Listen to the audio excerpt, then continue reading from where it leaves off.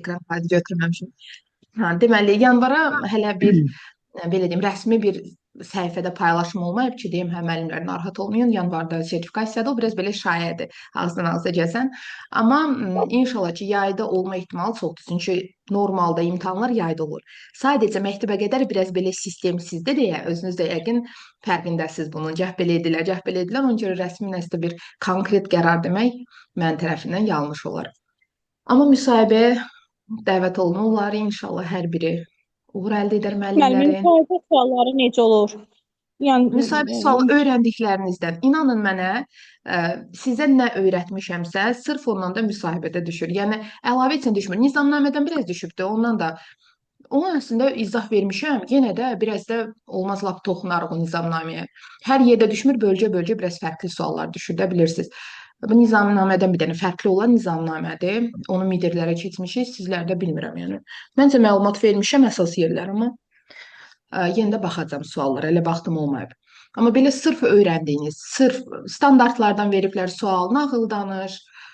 Nağıl danışmaqda da məqsəd sizin nağıl danışa bilmə bacarığınızdır. Görüm auditoriyanı özünüzə cəlb edə bilirsinizmi? O aktyorluq qabiliyyətiniz varmı? Qarşı bəli, tərəfi orada özünüzə məsələn adaptə. nağılda ayı necə ayının səsini misal üçün Ayson, yamsınma, düzdür. Keçdiyiniz yamsılama o mövzularda düzdür. Müəllimin peşə və qabiliyyətlərlə əlaqəlidir. çağa danışırsan nağılı. Ay, sağ olun. Sonra standartlar, inklüziv təhsildən düşür. Pedaqoji Montessori-dən veriblər səhv eləmirəmsə. Montessori-ni görmüşəm sualların Bəli, içində. bəli, bu Necə? sonra Elə. Müəllimə, Montessori. salam, hər vaxtınız xeyir olsun. Hər vaxtınız xeyir. Hər Üzrlü vaxtınız sayı xeyir. sözünüzdə kəsdim. Xoşdur, Əslində buyurun. mən yəni təzəyəm burada. Yəni bu keçən ildən olan müsahibə qrupları falan hamısına qoşuluram. Amma bu MIQ imtahanının özünü bir türlü yəni hələ də başa düşə bilmirəm də. Orada deyirlər ki, müəllimə, yəni Hı -hı. hazırlaşdığın suallardan düşə də bilər, düşməyə də bilər. Yəni bu Düşür. doğrudur, nə dərəcədə Xeyr, düşür. düzgündür? Hazırlaşdığınız Aha. suallar düşür. Yəni, əgər test Deyirlər ki, mərhələsində kitabdan olmayanlar, aha. Bəli, bəli. müsabiqəni deyirsiniz, yoxsa müsahibəni, hansını? Test mərhələsi ya Müsabiqə mərhələsi, test hə, mərhələsi. test xeyr, düşdü, yəni öyrəndiklərinizdə. Qətiyyən. Onsuz da mən çərçivədən kənar mövzularda keçirəm deyə inanmıram. İndi mənim müdavimlərim iştirak edib də, müəllimlər siz iştirak etmişdinizmi də? Bilmədiyinizdən Bəli, sizə Keçən sual il bəli. düşmüşdü. 3 tələbə. Yox, Keçən il müəllimət aha. aha. Çərçivədən Buyurun, buyurun. kənar heç bir mövzu Bir düşmür. bir. Yəni mən gedib iştirak eləmişəm, müəllimə heç bir mövzu yox idi. Sadəcə bir Ay dənə sağ ol. qarışıq sual vardı, empatiya hissi. O da zaten hamımız bilirik. Yəni heç bir Ay sağ ol. qarışıq sual, nə bilmədiyimiz bir şey yox idi. Çox Xeyr. sadə və qəşəng idi. Yəni Ay sağ ol. Keçən il metodikada 3 var, tələbə psixologiya yəni bölümü. belə dəqiqliyi ilə danışdı ki, yəni hətta sualları belə yadında saxlamışdı. Yəni gəldi müəllimlərlə qrupda müzakirə elədik. Hətta müəllim dedi ki, yəni mən bu mövzuları yəni özüm yəni bilirəm də proqrama əsasən, yəni keçdiklərimin hamısını bilirəm. Bu amma Ay sağ ol. keçmədiyim mövzulardır. Niyə gətirib yəni bunu salıblar? Mən özüm başa düşə Ola bilmirəm. bilməz. Yəni onlar İnanın mənə ola bilməz. şikayət belə elədilər. Hə, mən də onu deyirəm. Neçə adamla maraqlandım. Dedilər, yəni ola bilsin ki, sualda nəsə sizə gəlib başa salanmamayıb da, nəsə ola bilsin ki, səhvlik olub. Çünki orada çərçivədən deyir kənar, yəni suallar düşmür. Olmayıb müəllimə. Çərçivə Bilirsiniz sənəddə nədir? dedilər verirlər. Aha. Elə müəllim var ki, sadəcə bu son çərçivəni öyrənir. Düzdürmü? Bu son çərçivə. Əvvəlki çərçivələrə nəzər yetirmir. Sonra deyir ki, mən bəs bu çərçivədə yox idi axı bu mövzular. Amma biz keçəndə bütün, yəni əvvəlki illərində çərçivəsindəki bütün mövzuları keçirik. Daha sonra mən məktəbin kurikulumunda olan və yaxud ümumiyyətlə məktəbdə müəllimlərə nə düşür suallar? Bax onları baxıram ki, bağça ilə əlaqəli olan hansıdır? Yəni tərbiyəçiyə və yaxud müəllimə lazım olan keyfiyyətlərlə əlaqəlidir, uşaqda formalaşdırılan keyfiyyətlərlə onları da əlaqəli keçirəm dərsdə ki, düşmə ehtimalı var və düşür də. Həqiqətən düşür də imtahanda. Yoxsa ki, ola bilər müəllim o mövzuları keçməyib, öyrənməyib. Buna görə ona yad gəlib. Amma mən yenə də müdavimlərindən məlumatlıyam da, hər biri keçdiyimiz mövzular. Hər biri. Sadəcə bəzilərinin situasiya formasında salılır. Müəllimlər daş-baş qalır ola bilər. Amma keçmədiyinizdən kənar heç nə düşmür. Onda Müsahibədə biraz müəllim bəli, olmaq çox imtahan şaxəli verilən olur. çərçivə sənədi əsasında verilir də, yəni onda bütün suallar, yəni Bəli, bəli, dəqiqliklə çərçivə sənədi. 100%. Əlbəttə, çərçivə Aha. sənədi. Müsahibə Onda biraz çox öyrəncidə də bu şaxəlidir, çərçivə amma sənədi üzrə hazırlaşaq. əlbəttə çərçivəsi, amma bütün çərçivələri nəzərə alın. Bütün çərçivələri Aha. nəzərə alın. Hər bir şeydə mükəmməl olacaq. Onda yəni təkcə məsələn tutalım bu ilki çərçivə sənədi ilə hazırlaşmayaq da, yəni keçən ilkilərə də nəzər yetirmək Bəli, onlara lazımdır da onda. nəzər yetirin, əlbəttə. Əlbəttə onlara Aha. da nəzər yetirin. Aha. Çox sağ Nə olun qədər çox müəllimə. məlumat, siz sağ olun. Nə qədər çox məlumatlı olsanız o qədər yaxşıdır. Müsahibə bəli, yenə qeyd Aha. edirəm, biraz çox şaxəlidir. Dünya görüşündən də bəzən suallar, dünya görüşü vermirlər. Əslində sadəcə bir bölgə var idi, xatırlamıram indi konkret hansıdır. O misal üçün illərdən vermişdi. Misal üçün bizim anım günümüz nə vaxtdır, zəfər günümüz nə zamandır, şəhid adı soruşmuşdu və s. Amma bu bütün komissiya heyətlərinə aiddirmi? Hər bir komissiya heyəti bu sual verirmi? Xeyr, sadəcə bir bölgə idi hansısa o vermişdi. Qalanları yenə metodikadan, pedaqogika, psixologiyadan suallar verir. Yəni kənar heç nə olmur müsahibədə də. Müəllimə, o da təbiidir də, yəni müasir tariximizdir də, yəni o yaxın dövrdür, ona görə Bəli, veriblər əlbəttə. məncə. Mən onu Bilməliyik bəli. də, onu hamımız bilməliyik, çünki uşaqlara bunu öyrətməliyik. Ona görə də, Ay yəni sağ orada olun. qeyri-adi bir şey görmürəm mən, yəni düşməlidir məncə. Ay sağ olun, əlbəttə, mütləq. Yəni biz uşaqda vətənpərvərliyi formalaşdırırıqsa, ilk öncə özümüz vətənpərvər olmalıyıq. Şərt deyil ki, Bəli. bütün illəri hər bir şeyə də saxlayasınız, amma yaxın tarixləri mütləq bilmək lazımdır. Bir də uşaqlarla çalışırsınız, deyə bax uşaq ilini soruşur 2009-dur. Daha sonra uşaq bayramı nə vaxtdır? Beynəlxalq Uşaq Hüquqları Müdafiə Günü nə vaxtdır? 1 iyundur. Bax bunları bilməlisiniz uşaqlarla çalışırsınız deyə. Belə, yaxşı. İndi başlayıram sual-cavaba. Keçdiyimiz mövzuları yəqin ki, unutmamısınız. Son dəfə keçmişdik Piaget ilə Vygotsky-ni, ondan əvvəl keçmişik inklüziv təhsili, ondan əvvəl nəyi keçmişdik, xatırlamıram. Amma istəyirsiniz nəzəriyyələrdən bu gün Yəni sual-cavab. peşə bacarıqları var Faydalı. idi. Müəllimə Peşə deyəsən onu da bacarığı. keçmişdik. Aha, Etik davranış prinsipləri, Davranış etik davranış. prinsipləri bəli, onlar etik davranış prinsipləri əla. Yaxşı. Əl işarələrini qaldırın. Bilirsiniz yəqin ki, əl işarəsi necə qalxır. Baxdım həqiqətən o qədər azdır. İndi deyəcəksiniz müəllimə bir ara arxa-arxaya dərs keçdi, sonra dayandı. Həqiqətən yeni qrup açdıqca vaxtım məhdudlaşır. Amma çalışdığım qədər boş vaxtım olan kimi sizə ayırıram. Deməli, Nazilə müəllimə, başlayaq sizdən. Bəli, müəllimə. Yanaşmalardan birini müəllimə ilə bu gün oxumuşam. Təkrar edir. Yanaşma Zəhmətiniz. Montessori Bəli. Emilia yoxsa Piaget ilə Yox, Vygotsky-dən? fərqi yoxdur. Ola bilər müəllimə hamısından da, Aha, yəni yaxşı. nəzəriyyə yanaşma. Aha. Yaxşı, siz mənə deyin, hansı yanaşmadır ki, pedaqoji yanaşma? Burada uşaqların belə qeyd edim, emosiyaları, hissləri vacib hesab edilir. Amma hansı baxımdan hisslər başqa bir yanaşmada da əsasdır. Burada Aha. elə əsasdır ki, deyir uşaq uşaqlığını doya-doya yaşasın. Yəni onun təəssüratları, emosiyaları burada vacib rol kəsb edir. Ona görə uşaqları belə deyim, hər bir şeyi doya-doya yaşamasına şərait yaradırlar. Bax bunu ən elementar demişdim ki, palçıqda belə oynamaq istəyəndə xüsusi kostyumlar var. Hansıdır? Valdorf müəllimə. Valdorf olarmı ki, bilmirəm. Düşünün görün Müəllimə Valdorf olur hissimiz uşaq. Emiliada da var. Emiliada da. Aha, səsləri bağlayır. Ay sağ olun. Emilia Səsləri xalas, bağlayıram. Bəli. Kənardan heç kim səs açmasın. Sonra videonu dinləyəndə heç nə anlamayacaqsınız. Valla səs qarma-qarışıq olacaq. Ona görə zəhmət olunsa səsləri açmayın kənardan. Hə, Reco Emiliadır. Yaxşı, Emilia, ayna bəli. vacib rol kəsb edirdi. Güzgü ayna Emilia. hansı? Emilia. Aha. Nə üçün? Yəni hansı məqsədlə istifadə olunur? Məqsəd ola bilər ki, müəllimə burada uşaqlar özlərini görsünlər, tanısınlar, yəni öz hisslərini. Aha, burada belə ola bilər. Özünü Bir növ tanımayla maraqlı. əlaqəli. Bəli, Düzdür. özünü tanımayla əlaqəli. Hansı yanaşma idi ki, burada 3 saatlıq dərs yükü var idi. 3 saat. Bu da bəzən qul məktəbi deyə ifadələnir. Hansı olacaq? Montessori, müəllimə, Montessori. Montessori-dədir, düzdür. 2 yaş dövrü var bu yanaşmada. 0-3 Bəli. şüursuz, Bəli, 3-6 şuurlu. Montessori. Müəllimə 0-3 şuursuz, 3-6 isə şuurlu mərhələdir. Yəni şuursuz necə müəllimə? Bir növ 0-3 yaş mərhələsi əşya manipulyativ dövrdür. Uşaqlar çox, yəni hər necə deyim, fəaliyyətləri yaxşı anlaya bilmirlər. Ona görə şuursuz mənimsəmə adlanıb. Amma 3-6 yaşda artıq uşaq danışmağı və yaxud da ki, fəaliyyətlərdə yaxşı iştirak eləməyi bacarırlar deyə bir növ dərindən hər şeyi başa düşürlər deyə 3-6 yaşda şuurlu mənimsəmə adlanır. Yəni bu da Montessori yanaşmasına aiddir. İkinci dövrümüzlə əlaqəlidirmi? 1-3 yaşdır bizdə də 0 deyil, 1-3, bir də 3-6. Eynən əlaqəlidir, düzdür? Çünki biz uşaq yönümlü təhsil, uşaq yönümlü yanaşma, əslində bu pedaqoji yanaşmalardan, nəzəriyyələrdən ərsəyə gəlir. Düzdür? Görürsüz? Ay sağ olun. Yaxşı, daha sonra hansı nəzəriyyədir ki, bu nəzəriyyədə sosial əlaqələr vacib hesab edilir? Yəni öyrətmək, dəstək olmaq. Müəllimə, yəni Vygotsky-də də sosiallıq var, Emilia yanaşmasında da sosiallıq var. Yəni Vygotsky deyirdi ki, birinci öyrənmə gəlir, sonra zehni inkişaf gəlir. Yəni birinci biz uşağa dəstək olmalıyıq. Ancaq o böyüklərlə ünsiyyətdə, yaşıdları ilə ünsiyyətdə, qarşılıqlı əməkdaşlıqda olanda daha yaxşı öyrənə bilirlər. Yəni Piaget-in əksi idi. Vygotsky. Mhm. Reggio Emilia'da, yəni sosial deyək də müəllimə, o da sosiallığı ön planda Sosial tuturdu. konstruktivizm. Əməkdaşlıq, bəli, sosial konstruktivizm, o da sosiallığı, əməkdaşlığı yəni ön planda tuturdu. Reggio Emilia'da, Vygotsky'də. Son. Konstruktivizm qurmaq deməkdir də, konstruktor deyil ya, bizdə elə Bəli, yadınızda yaratmaq. saxlayın. Ya zehni qurma, ya sosial qurma, yaratma, belə bir əlaqə kimi yadınızda saxlayın.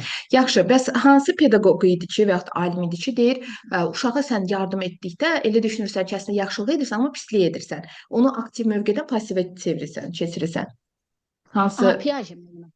Aha, Piaget'in Piaget deyirdi ki, düşüncəsi. dəstək eləməli. Yəni uşaq özü təcrübələrlə, tədqiqat apararaq, özü düşünərək, yəni özü etsin fəaliyyətləri və yaxud da ki, tapşırıqları nəsə kəşf etsin özü. Ona görə Piaget dəstəyə önəm vermirdi. Piaget dəstəyə önəm vermir. Düzdür, yəni Bəli. müstəqil öyrənməsini Bəli. əsas tuturdu uşaqların. Yaxşı, bir də ki, siz mənə deyin, hansı etik prinsipidir ki, bu etik prinsipinə əsasən biz hər kəsə hörmətə əsaslanan münasibət qurmalıyıq. Hörmət olmadığı yerdə bu etik prinsipindən qətiyyən bəhs oluna bilməz. Mədəni davranış müəllimə. Mədəni davranış. Düzdür. Mədəni davranışda tərbiyəçi müəllim tənqidə açıq olmalıdır, yoxsa qapalı? Bəli. Mədəni davranışda müəllimə ilk öncə müəllim, yəni geyiminə, səliqəsinə önəm verməlidir. Daha sonra mədəni davranış etik prinsipinə müəllim tənqidi fikirlərə açıq olmalıdır. Çünki yəni həm valideyn olsun, həm kollektiv olsun öz fikirlərini bizə deyə bilər. Biz bu tənqidi fikirlərə hörmətlə yanaşıb və diqqətlə dinləyib, lazım gələrsə həmin fikirlərdən, yəni özümüz üçün dərs çıxarda bilərik. Yəni hər zaman hörmətlə dinləməliyik. Yəni belə müəllimə, mədəni davranışda bu idi. Həm geyim, səliqə, həm də ki, tənqidi fikirlərə açıq olmaq. Bir də siz mənə deyin, qidaya kim nəzarət edir? Qidaya müəllimə bağçanın rəhbəri nəzarət edir. Bilmirəm, başqa. Aha. Sonra kim nəzarət edə bilər? Bağça Qidanın daxilində təhlükəsizliyinə deyək. Qidanın təhlükəsizliyinə kim cavabdehdir? Kim qəbul edir? Bax, inventarlardır, ərzaqlardır, bunları qəbul edən kimdir? Gəlin bir ilk bundan başlayaq. Kim qəbul edir bağçada? Təsərrüfat müdürü deyirdi ki, təsərrüfat müdürü. Ay, sağ olun, yerdən demin. Təsərrüfat müdiri 1. Çünki Təsərrüfat müdiri. unutmuşdum müəllimə. Çünki bizim bağçada, praktikaya getdiyimiz bağçada bir müəllim var idi, təsərrüfat müdürü vəzifəsini icra edirdi. Yəni o həmişə nəzarət edirdi. Oradan yadıma düşdü ki, yəni bəlkə o olar cavab. Birdir. Amma var, sayacaqlarımız var. Biri təsərrüfat müdiridir. Sonra yemək bişir, hazırlanır və biz ondan nümunə götürməliyik saxlamaq üçün ki, görək keyfiyyətlidirmi, belə deyim, uşağın yaşına uyğundurmu, normativlər və s. hər bir şeyə nəzarət edən. Bu şəxs kimdir bəs? Kim götürür nümunəni bağçada yemək bişəndən sonra? Bunu kim götürə bilər? Keyfiyyətinə kimdir bələd olan? Uşaqları müayinə edən şəxs eyni zamanda. Tibb işçisi olar. Ay, sağ olun, tibb işçisidir. Bir də bu. Sonra biri də var, hansı ki, uşaqları yeməyin paylanmasını, yəni hər bir şey norma ilə mı paylanır, heç nə, belə deyim, əksik verilmirmi, uşaqlar həqiqətən belə qeyd edim, hər biri doyurmu və s. Buna nəzarət edən kimdir? Buna nəzarət edən dayə ya tərbiyəçi də ola bilər, dayə də ola bilər. Tərbiyəçi müəllim. Tərbiyəçi müəllim. Bir də sonuncu, yəni bütün işlərə nəzarət edən, yəni bütün hər bir şeyə nəzarət edən, onsuz olmaz. Bağça müdürü. Kim olacaq? Bağça müdür müəllimə. Ay, sağ olun, müdir. Deməli, kim oldu? Müdirdir, təsərrüfat müdiridir, tərbiyəçi müəllim, bir də tibb işçisi. Bütün, yəni qidanı qəbul edən olur, təsərrüfat işçisi, daha sonra onlardan nümunə götürən tibb işçisi olur və yaxud uşaqların normativ qidasına, yəni necə deyim, baxan, nəzarət edən tərbiyəçi olur, amma bütün bağçanın yəni nəzarətinə baxan isə bağça müdiri olur. Belə başa düşdüm. Yəni ardıcıllığına çox sağ olun. Düzdür. Pedaqoji şuradan da çox sual düşübdür. Baxın, pedaqoji şura bir ildə neçə dəfə təşkil olunmalıdır? Yəni normativ olaraq. 2 dəfə olar müəllimə. 2 dəfə olmaz. 2 dəfə çox azdır sanki. Onda müəllimə. 2 dəfə qiymətləndirməni aparırıq şəxsi inkişafın izlənilməsini. Şəxsi inkişafın izlənməsi müntəzəm olaraq aparılır. İnkişafa dair yekun hesabat deyirsən, müəllim, o elə deyil, xeyr. O müntəzəm aparmaq başqa. O müntəzəm başqa. Məsələn, rüblər üzrə qiymətləndirir ya, o neçə dəfə həyata keçir? Neçə dəfə? Yox, bilmədim Bilər, müəllimə. bilmirəm, düşünün, Bilmədim. bilirsiniz məncə. Düşünün neçə dəfə Müəllimə, olar ki, biz 3 rübləri dəfə, yox, O qədər 5 gözümdə dəfə dörd məlumat müəllimə. dəfə, var dörd ki, dəfə. yəni mən hər şeyi qarışdırmışam. Psixoloji, Qarışdır. dünya görüşlər hamısı. Ona görə Niyə unutmuşam. qarışdırırsınız? Olmaz elə, bilirsiniz. Bunu 4 bilmədim dəfədir. müəllimə. 4 dəfə 4 dəfə. deməli pedaqoji şura təşkil olunur. Əgər ki, bağça böyükdürsə, ya çox qruppalı bağçadırsa, o zaman 6 dəfə. Düzdür? Aha. Yəni məsələn 10-12 Bəli, qruppalı bildim. bağçalar var da, ay salon, orada 6 dəfə təşkil olunur. Normalda amma 4 dəfədir. Yəni minimum 4 dəfə hər rüb üzrə Aha. nə edilir? Pedaqoji şura təşkil olunur. Təşkil edilir. Aha. Aha, katib seçirik. Bax bu gün digər müəllimlərlə müzakirə edir, deyilir burada müzakirə edək. Misal üçün sual düşərmi müsahibədə, bilmirəm. Amma misal üçün bax bu iclasdır, pedaqoji şura təşkil olunur. Bax orada katibdir, sədrdir və s. Kimlərdən seçilir? Valideyn komitəsi üzvü. Necə yəni müəllimə anlamadım tam. Yəni misal üçün bax sədr valideynlərdən Aha. seçilə bilərmi, yoxsa mütləq tərbiyəçi müəllim və yaxud rəhbər olmalıdır? Ümumiyyətlə rəhbər katib ola bilər? Xeyr, müəllimə rəhbər seçə bilər də katibi və yaxud da ki, mənə elə gəlir. Bunu rəhbər seçə bilər. Katib, Normalda yəni necə tərbiyəçi valideyn müəllim seçsin? olur. Normalda tərbiyəçi müəllim olur, amma ki Bəli. valideynlərdən də seçmək olar. Sədrdəki normalda kim olur? Rəhbər olur, tərbiyəçi Bəli. müəllim də ola bilər. Deməli valideyn komitəsinin Bəzən üzvü də məsələn müəllimə tərbiyəçi müəllim də məsələn qruplarda bir necə deyim, fəal olan valideyni seçir. Yəni qrup başçısı kimi onda biz elə bir özümüz şey deyim. seçmirik onu da. Aha. Baxın onu seçəndə də valideynlərin özləri, yəni biz seçim O heç veririk, də mənim valideynlər əlbəttə özləri valideyn Ay, əməkdaşlıqda da. Heç mən deyirdim valideynlərin özləri aralarından bir nəfər seçirlər. Yaxşı, daha sonra ekskursiya hansı zaman aralığında təşkil olunmalıdır və hansı yaş qrupundan etibarən uşaqlara ekskursiya aparırıq? Müəllimə orta qrupdan apara bilərik. Orta qrupdan böyük yaş qrupu da ola bilər, məktəb hazırı qrupu da olar və ekskursiyanı təşkil edərkən müəllimə qabaqcadan lap bir ay əvvəl də olsa biz bu ekskursiyanı planlaşdırmalıyıq. Çünki gəzintidən fərqli olaraq ekskursiya, yəni keçirilir də, məsələn ayda bir dəfə keçirilə bilər müəllimə, amma məsələn gəzinti hər gün olur. Axşam gəzintisi, gündüz gəzintisi, amma ekskursiya bir ay əvvəlcədən hazırlanır. Olsun məsələn uzaq yerdirsə, avtobus seçiriksə, bunu rəhbərliyə deməliyik. Əvvəlcədən həmin məsəl avtobusu danışmalıyıq. Uşaqlara ekskursiya təşkil etməliyik, onlara başa salmalıyıq. Ekskursiya lazım olacaq vəsaitləri, tibb vəsaiti də olsun və yaxud da uşaqların əlavə geyimi olsun, qidası olsun. Əvvəlcədən hazır edib bunları, yəni planlı şəkildə qurmalıyıq. Uşaqlara da xəbər verməliyik, valideynə də, bağçanın müdirinə də. Ekskursiya lap əvvəlcədən olur təşkili və orta qrupdan da başlayır. Aparmağa, yəni uşaqlar. Bir ay əvvəlcədən plan qurmamız doğru olmaz. Niyə olmaz? Bəs mən hava durumuna da baxıram. Anidən də təsəvvür edin ki, bir ay sonra mən nə bilirəm hava necə olacaq. Mən isti təsəvvür edim, anidən Amma yağış yəni yağır lap havası. əvvəlcədən olur. Ay son əvvəlcədən, lap əvvəlcə deyəndə misal üçün bir həftə də yetərdi, 2-3 gün də yetərdi. Əsas odur ki, mənim vaxtım olsun ki, gedim həmin yerlə, müəssisə ilə tanış olum, hara aparacamsa uşaqları. Bu da təhlükəsizlik baxımından uyğundurmu həmin üçün təşkil, yəni ekskursiyanı təşkil etməyə və s. Çox sağ olun müəllimə, çox yaxşı. Nəzrin müəllimə Əhmədova. Bəli müəllim, axşamınız xeyir. Hər vaxtınız xeyirli olsun. Nəzrin müəllimə, siz mənə deyin, Piaget nəzəriyyəsində bir çox terminlər var idi və bunlardan da mənə istəyirəm izah edəsiniz akkomodasiya ilə assimilyasiyanı. Bəli müəllim, bunları öz sözündən demək istəyirəm. Çünki mən əzbərçi deyiləm. Bəli, assimilyasiya odur ki, məsələn, uşaq deyək ki, pişiyi görür, deyir ki, bu pişikdir, pişiyi öyrənir. Sonra yeni məsələn deyək ki, şir görür, o uşaq artıq şirə də pişik deyir. Yəni artıq beynində yeni sxem yarada bilmir. Öyrəndiyi yeni məlumatı əvvəlki beyində qurduğu sxem əsasında mənimsəyir. Yəni hər şeyə məsələn şirə də pişik deyir, pələngə də pişik deyir, pişiyə də pişik deyir. Bu oldu assimilyasiya. Akkomodasiya artıq uyğunlaşmaq. Məsələn, uşaq artıq yeni bir məlumat öyrəndikdə, məsələn artıq onu öz adı ilə öyrənir. Məsələn, artıq burada şiri pişikdən fərqləndirə bilir və yaxud da məsələn toyuğu cücədən məsələn ayıra bilir. Yəni artıq burada hərəsini öz adı ilə deyir. Yəni orada artıq uşaq mənimsəyir, uyğunlaşdırır artıq öz beynində yeni qrafik sxem qurur. Düzdür. Assimilyasiya, yəni daha çox hansı mərhələ ilə əlaqəli olacaq? Akkomodasiya daha çox Piaget-nin yaş mərhələlərindən hansına aid olacaqdır? Akkomodasiya mən düşünürəm ki, burada artıq konkret mərhələ deyil, konkret əməlli. Amma Mhm. assimilyasiya olacaq ilkin düz deyirəm də, bəli, ilkin əməli.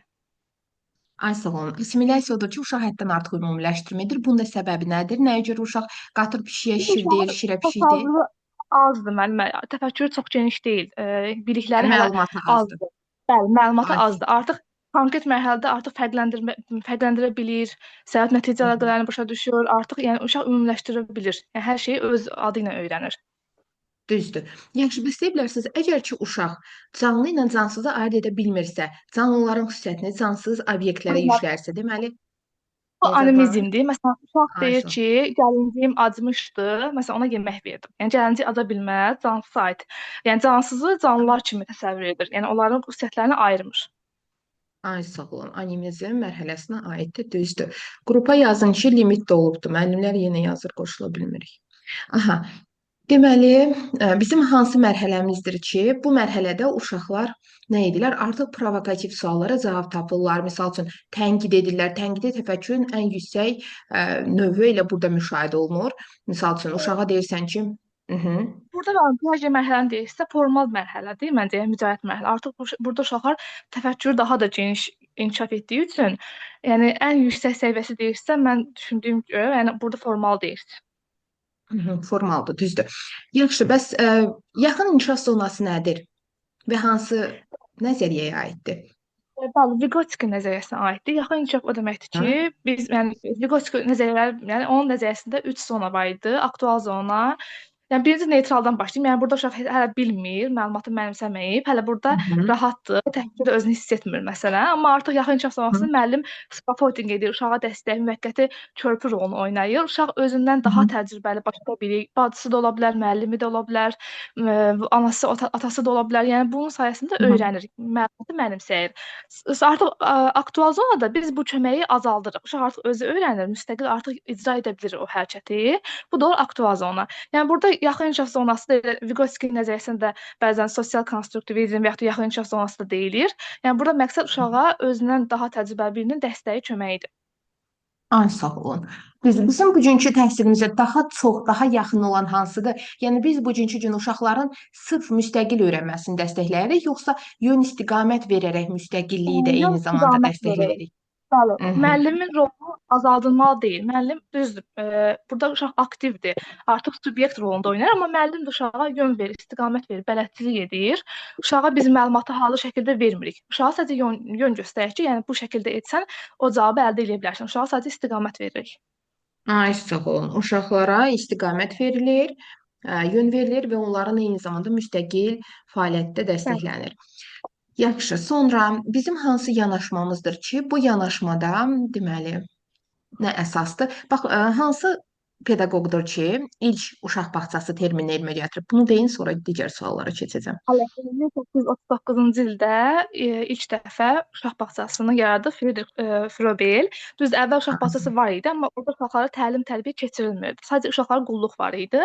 Amma Frobelin sayəsində artıq təhsil də, təlim də həyata keçirildi.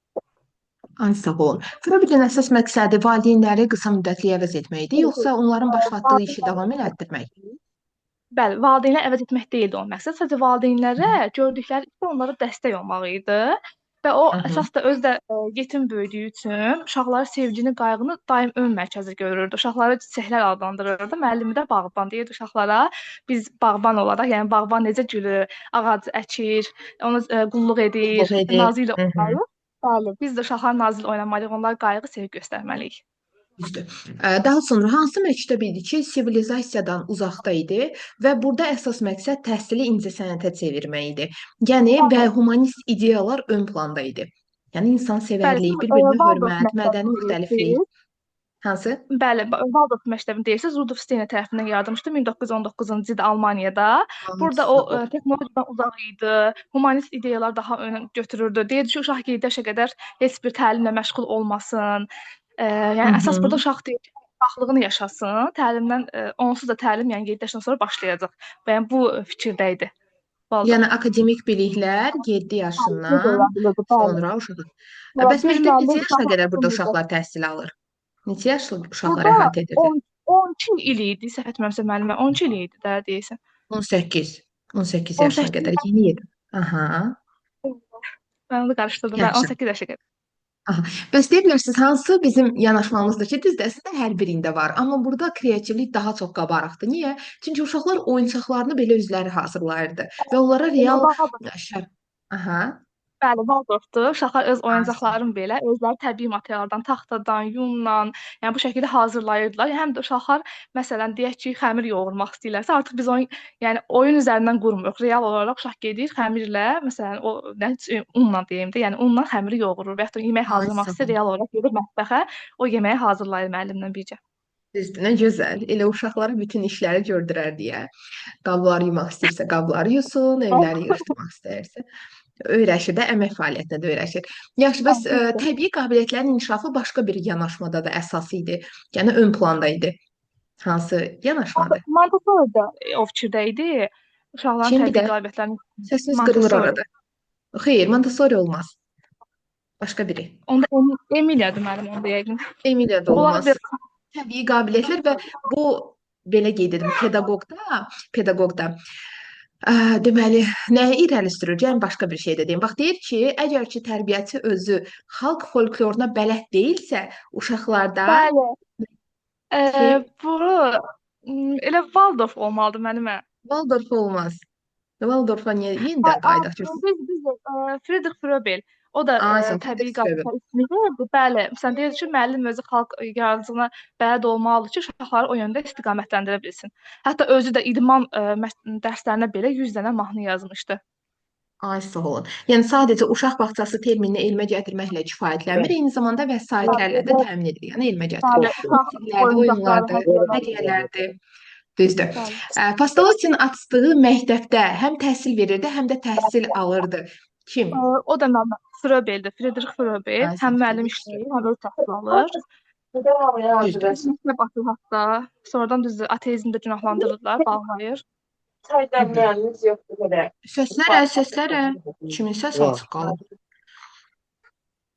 Gözləyin görüm. Deməli, Arzu müəllimə səs zəhmət olmasın. Yaxşı. Bir də etik prinsiplərdən ya peşə bacarıqlarından gəlin sizə sual verim.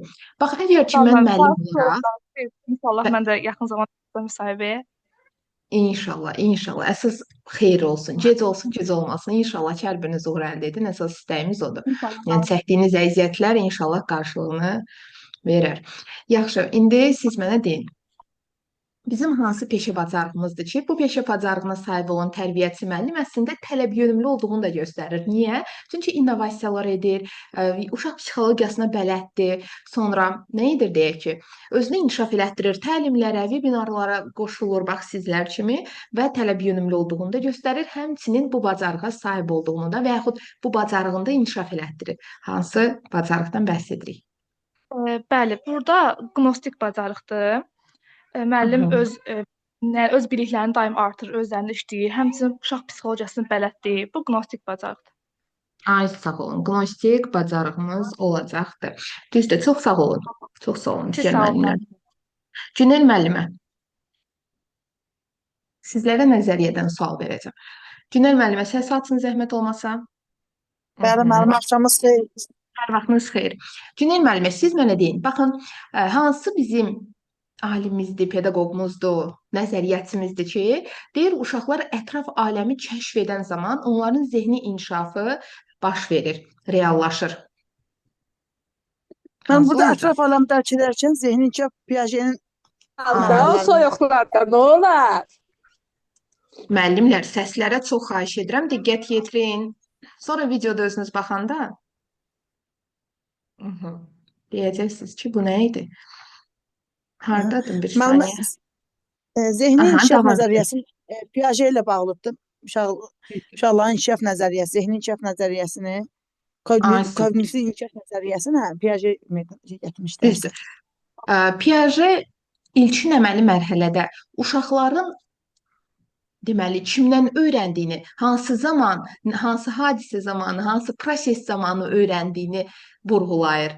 Yəni nə zaman öyrənirlər uşaqlar ilkin əməli mərhələsində? Müəllim mi öyrədir, gəlin variant deyim. Müəllim mi öyrədir, yoxsa həm yaşıdları ilə oyun zamanı mı öyrənir, yoxsa ki özünə vəsaitlərlə oynayarkən mi öyrənir, hansı ön planda olacaq?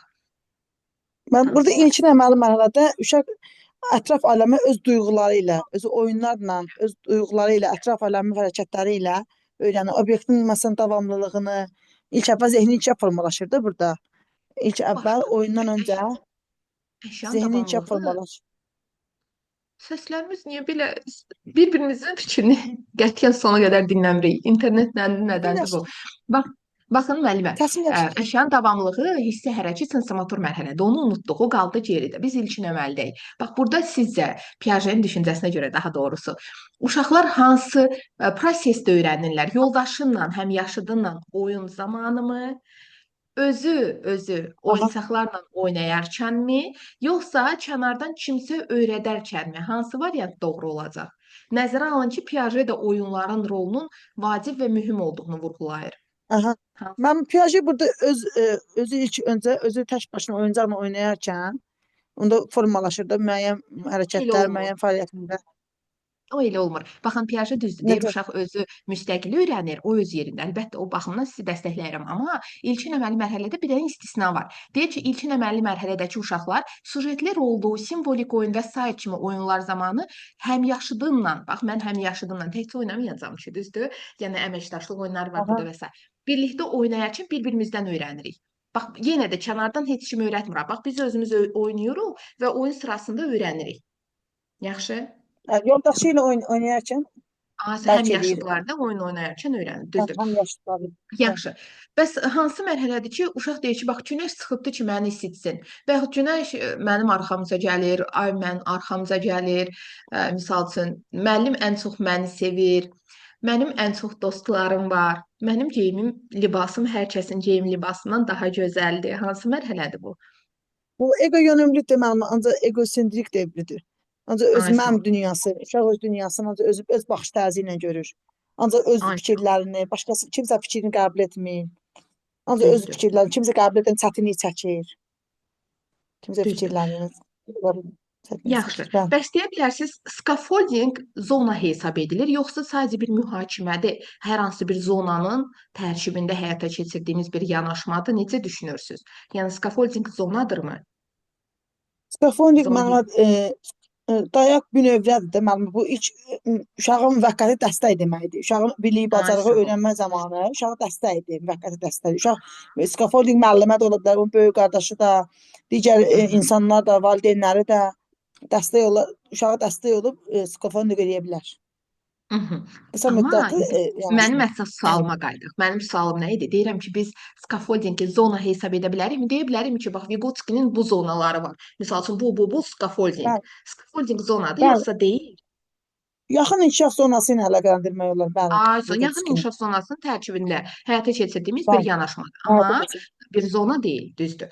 O da müvəqqəti Zona körpü deyil. dəstək. Məsələn, scaffolding strategiyalarına differensial yanaşmanı aid edə bilərikmi? Yəni əslində scaffoldingli edərkən, bu metodu həyata keçirərkən biz differensiallığı nəzərə almalıyıq, yoxsa vacib deyil?